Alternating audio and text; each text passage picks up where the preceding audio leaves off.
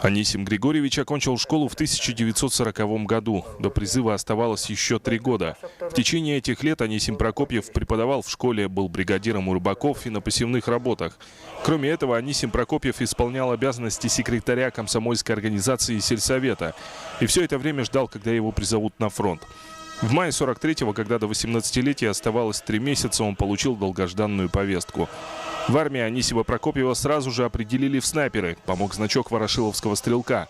После снайперских курсов он ждал, что его отправят на фронт, но командир роты оставил Анисима Прокопьева по расположению в качестве инструктора и командира отделения снайперской школы. 4 человека ко мне вызывали ко мне, и передо мной они стояли, командир роты, снайперской роты, он говорит, что теперь, с сегодняшнего дня, ваш командир Прокопьев, мы военное звание, солдатское высшее звание отдаем,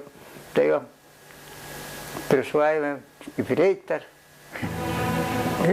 Ефрейтор Прокопьев. 2 года ефрейтор Прокопьев готовил снайперов для фронта, вплоть до победного дня, когда стало известно, что фашист пал. Приходит почтальон и объявляет, что война кончилась. Тогда была просто не с ума сошли. Плакали. И сейчас хочется даже плакать. Меня ударило в голову. Какая радость была.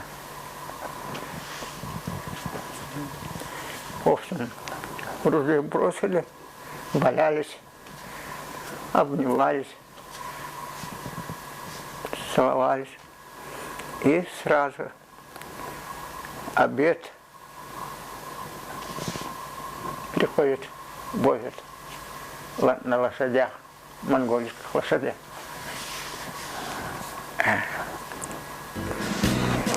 Но война для Анисима Прокопьева тогда не закончилась. В составе 17-й гвардейской стрелковой дивизии он участвовал в войне с милитаристской Японией.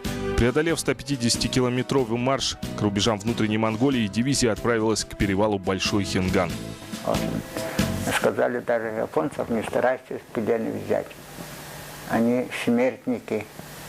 Один человек может убить сразу, моментально. Он взорвется, и человек, несколько сотнями человек, он один убьет. Поэтому японцев в плен не взять даже.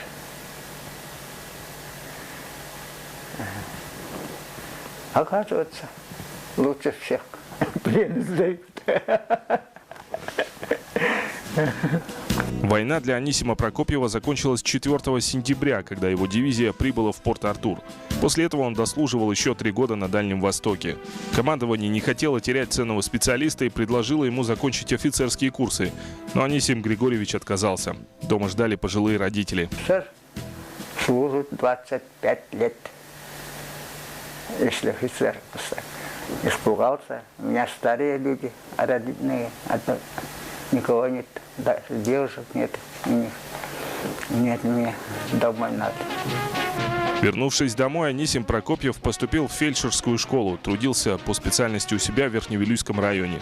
Работу всегда совмещал с общественной деятельностью. Кроме этого, не имея художественного образования, он также известен в республике как талантливый скульптор, художник и косторез, показав себя как творческая и многогранная личность.